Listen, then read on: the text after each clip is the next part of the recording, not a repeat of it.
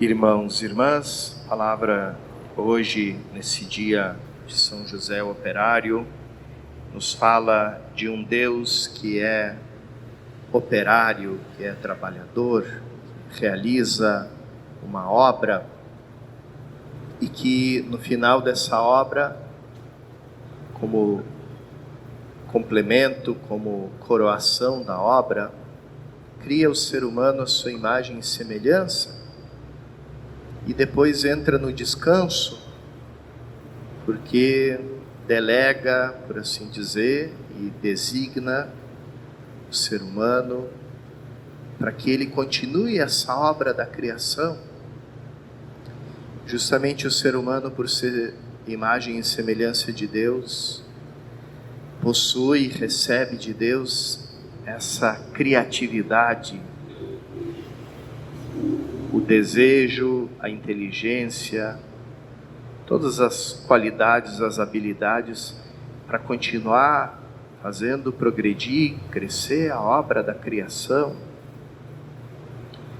Existia uma teologia que veio do protestantismo que considerava o ser humano de uma forma muito negativa e um pouco gerou aquele pensamento que não é da nossa tradição cristã, mas que influenciou muito na nossa história recente, de que para engrandecer a Deus é preciso esmagar o homem, que a obra do homem é má. A igreja nunca ensinou isso. Pelo contrário, desde Santo Irineu, a igreja afirma que a glória de Deus é o homem vivente, ou seja, o ser humano quando manifesta todas as suas capacidades, sua criatividade, todas as qualidades que refletem o poder, a sabedoria do Criador, ali Deus é glorificado, não com o homem anulado ou esmagado.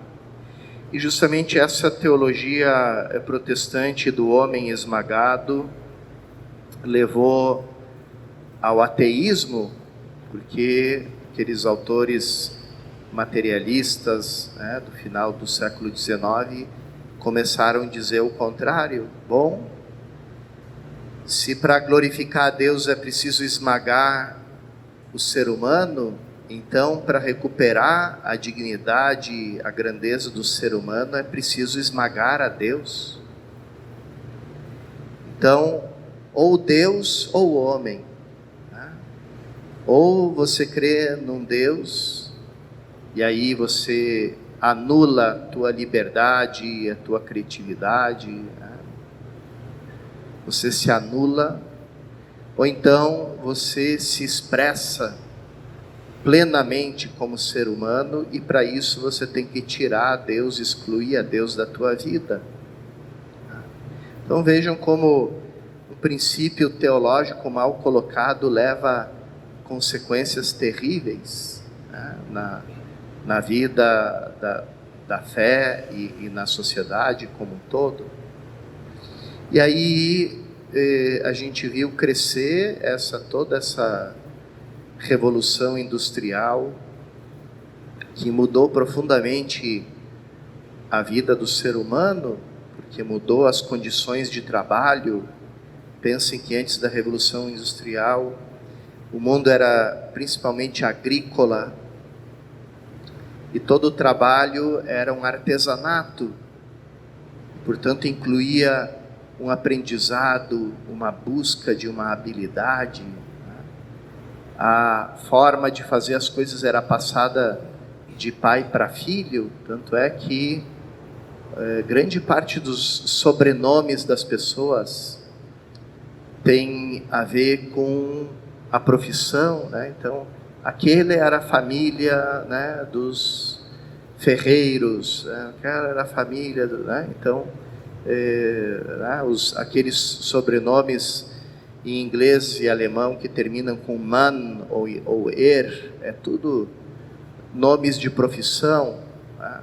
Então, é o sapateiro, é o moleiro, enfim, o ferreiro, enfim, todas profissões.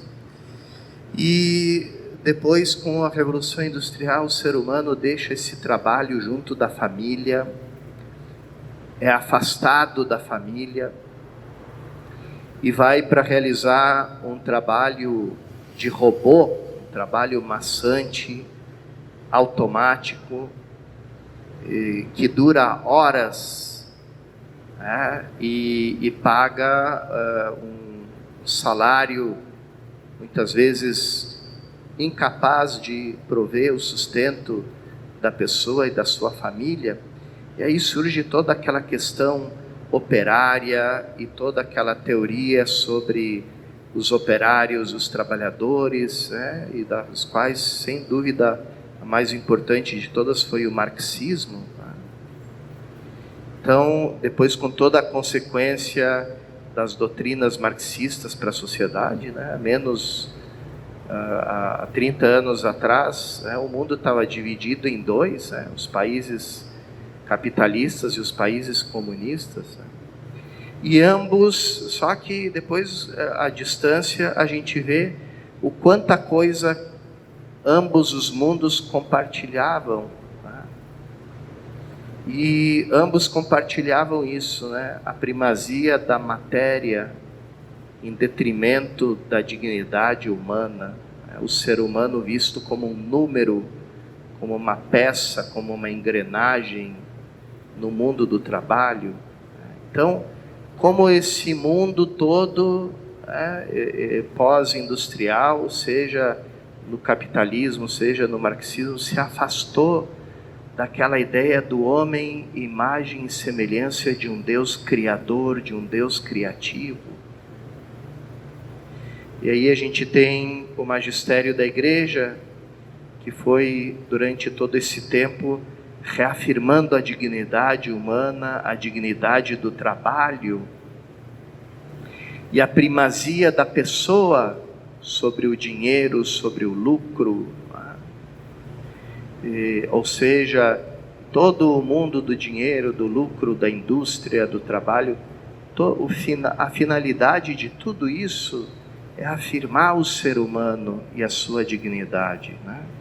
Hoje, grande parte desse mundo industrial já passou, né? Hoje, ao contrário, a gente vive esse fenômeno dos desempregos em massa, porque já faz uns bons anos, todo o mundo da indústria foi automatizado, foi aquele trabalho repetitivo, maçante, ficou justamente delegado para os robôs, né? Porque isso é próprio do robô fazer, né? Mas aí vem a pergunta, e aí o que fazer com o ser humano que estava aí nessas máquinas? O que fazer com ele? Como recolocar? Como reconstruir essa dignidade e essa criatividade do ser humano? Então, hoje mais ainda, né, o campo da automação se tornou tão sofisticado que a gente vive esse mundo da inteligência artificial e a gente se pergunta quantos empregos a inteligência artificial está tirando e ainda vai tirar do ser humano. Tá? Então, diante de tudo isso, a gente afirma aquilo que São João Paulo afirmava na sua encíclica Laborem Exercens: o trabalho dignifica o ser humano, o trabalho é próprio do ser humano como imagem e semelhança de Deus, e tanto é assim que Jesus mesmo era reconhecido como o filho do carpinteiro. Então, ele também teria tido, se fosse naquela época, né, os sobrenomes como são hoje, teria tido também um nome relacionado com uma profissão, E tudo isso a igreja nos lembra nesse dia 1º de maio, que não surgiu como festa religiosa, mas justamente como um dia de manifestação dos trabalhadores, pedindo por condições justas, dignas de vida. E a igreja, olhando isso, não viu nisso algo mal em si mesmo. Pelo contrário, viu que era bom, que essa reivindicação corresponde à dignidade humana, e por isso deu um padroeiro para esse dia, nada menos que o próprio padroeiro da igreja, São José, sob esse título de São José Operário. Vamos pedir nessa Eucaristia e junto com toda a igreja que a nossa experiência de Cristo, a nossa descoberta da nossa dignidade de filhos de Deus, nos leve a viver a dimensão do trabalho na nossa vida de forma santificadora, e que essa nossa vivência, nossa maneira de viver a dimensão do trabalho na nossa vida, também leve os nossos irmãos e irmãs a reconhecerem a dignidade do ser humano, imagem e semelhança de Deus, e filhos no Filho, que é Jesus Cristo nosso Senhor.